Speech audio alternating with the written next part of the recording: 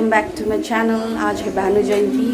Okay, Bhanu जयंती जो हम लोग क्यों सेलिब्रेट करते हैं वो आप लोगों को मैं थोड़ी देर में बताऊंगी। और उससे पहले जो है मैं आप लोगों को दिखा दूँ कि आज जो है हमारे घर में मतलब छोटा सा एक भानु जयंती सेलिब्रेट करने के लिए एक छोटा सा प्रोग्राम ऑर्गेनाइज़ किया गया है। तो आप लोगों को दिखा देती हूँ।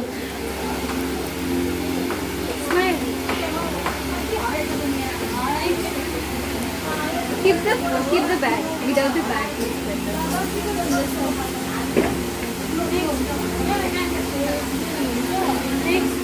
देख सकते हैं आज भी बहुत ज़्यादा गर्मी है। और आप लोगों को पता है, दिख रहा है मुझे, आप लोगों को पता है एक आयरन भी नहीं किया है कपड़ा। टाइम नहीं मिलता है। आप लोगों का कुकिंग हो रहा है, खाना कटिंग ये सब।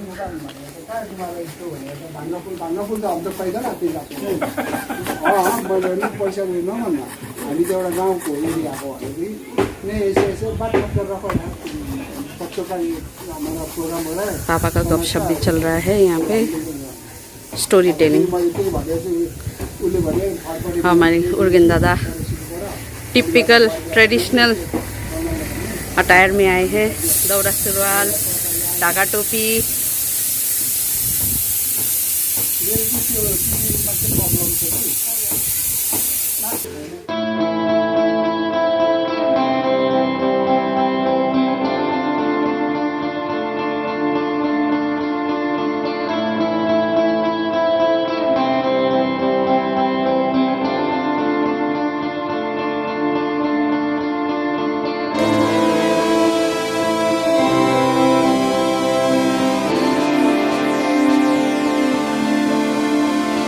हमारी जो अभी चीफ गेस्ट का वेट किया जा रहा है, लेकिन अभी वो नहीं पहुंची है। तो अभी प्रोग्राम जो है ऑलमोस्ट सब कुछ रेडी हो चुका है। ये देखिए बहुत सारी बहनें जो है हमारी नेपाली ड्रेस, हमारी नेपाली कल्चरल ड्रेस, ढाका साड़ी सब पहन के आए हैं, लेकिन मेरे पास नहीं है। ये मेरी दो बच्चियाँ सबसे बोरिंग है, बो के बैठे हैं यहाँ पे। कुछ नहीं है इन लोगों के पास। लोगों का ये आज फैमिली प्रोग्राम है, तो बच्चे सब लोग आए हैं, बच्चे बड़े सब लोग आए हैं। तो आज हम लोग लंच भी यहीं पे एक साथ खा रहे हैं। और यहाँ पे लंच आप लोगों को दिखा दूँ। यहाँ पे सांभर बन रहा है, ये अंकल स्पेशलिस्ट संतोष अंकल का स्पेशल है। ये सांभर बन रहा है, सांभर राइस चटनी बन रहा है।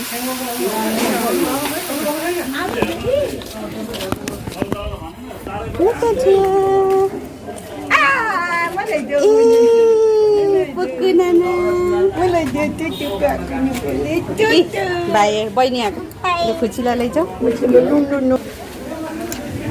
चीफ गेस्ट का वेट करते करते अभी इतना लेट हो चुका है, सो अभी शुरू किया जा रहा है।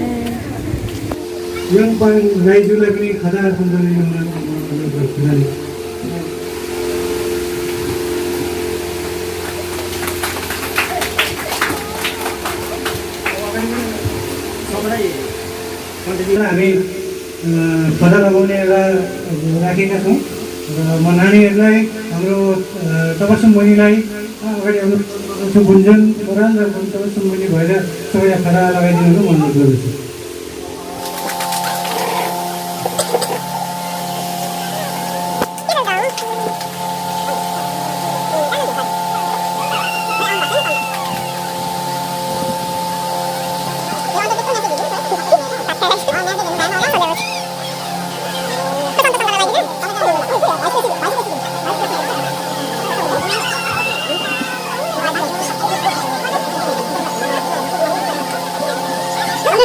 शहीदहरू भने हाम्रा वीर शहीदहरूलाई श्रद्धाञ्जली अर्पण गरिदिनु हुन हाम्रो सभापतिलाई म अनुरोध गर्दछु।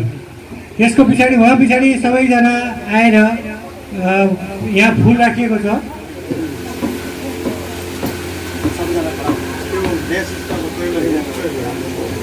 सबैजनालाई खडा भइदिन अनुरोध गरिन्छ।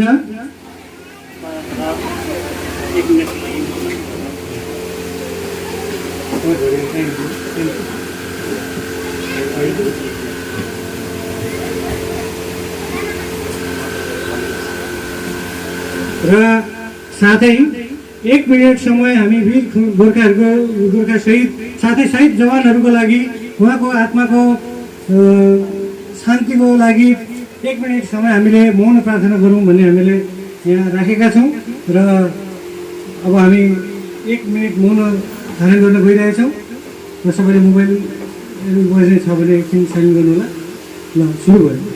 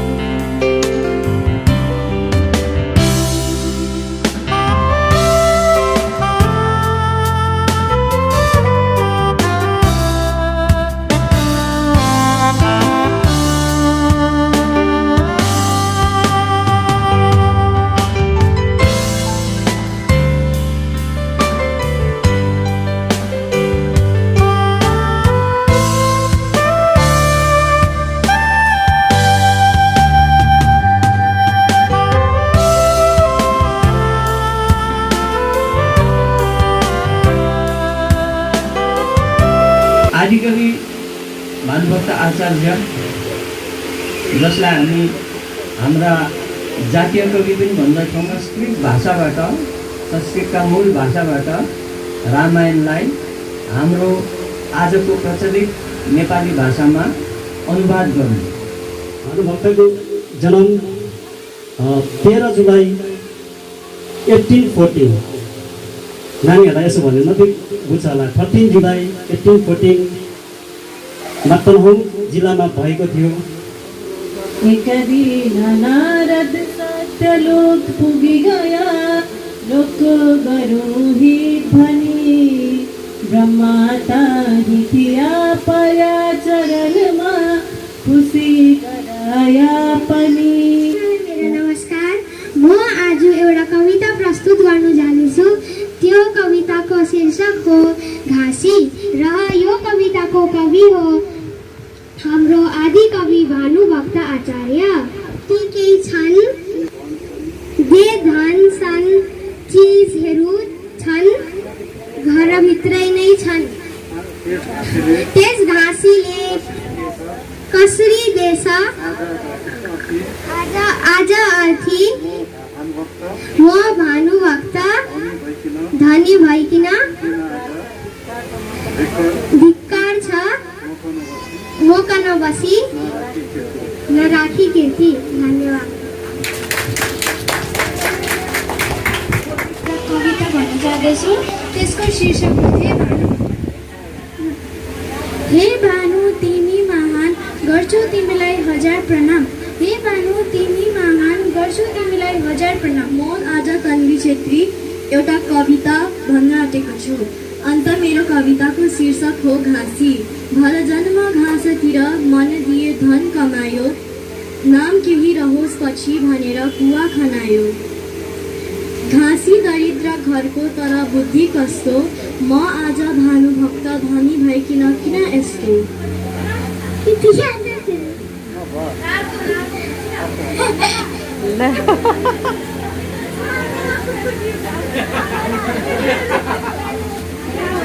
कार्यक्रम चलाइदिनु उसो भात बसाइन्छु। के हो र हातमा कलर है कलर? खाना पकाएर आएको नि खाना पकाउँदा चाहिँ रातो हुन्छ कलर। कुनी के को रातो लाग्यो? यहाँ माटो खाइ क्या हौ, चपाउँदैछ त कि सिँगार निल्यो?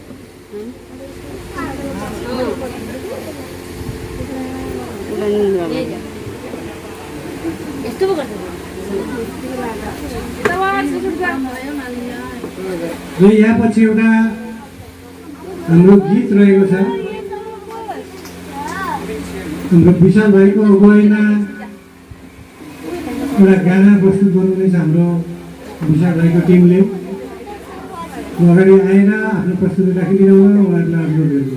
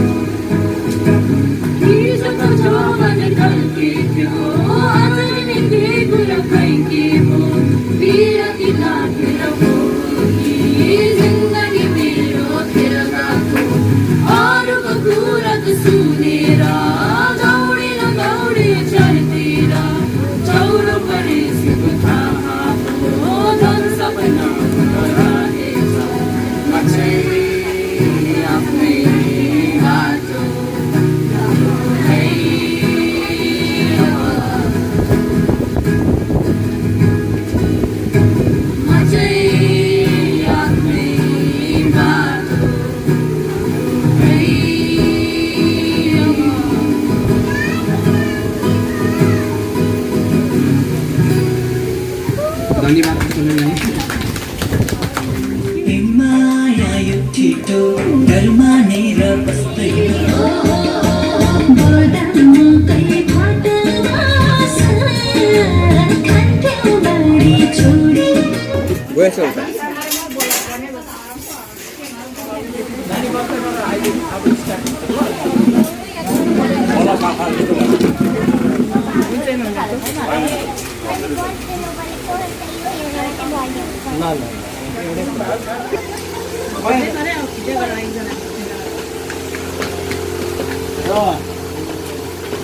अर्को नाम छ तन्मी छेत्री। उहाँले कविता पनि भन्नुभयो होला, गीत पनि गाउनुभयो।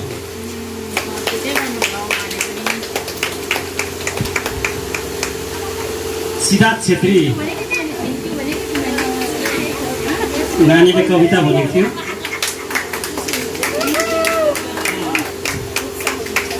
श्रेयस थुलुङ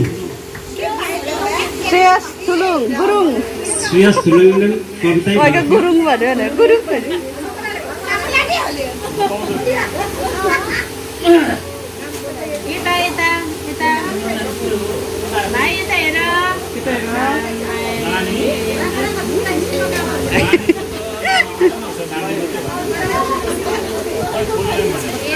खुसी थापा खुसी थापा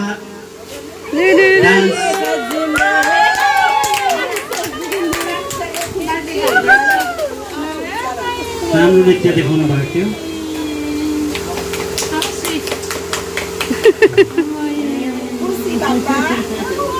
शिवन्या खरेल देशभक्ति गाना गाउनुभयो।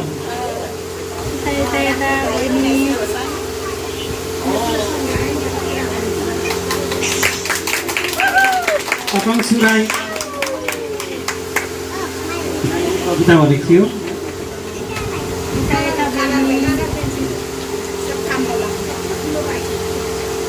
गरिमा परेल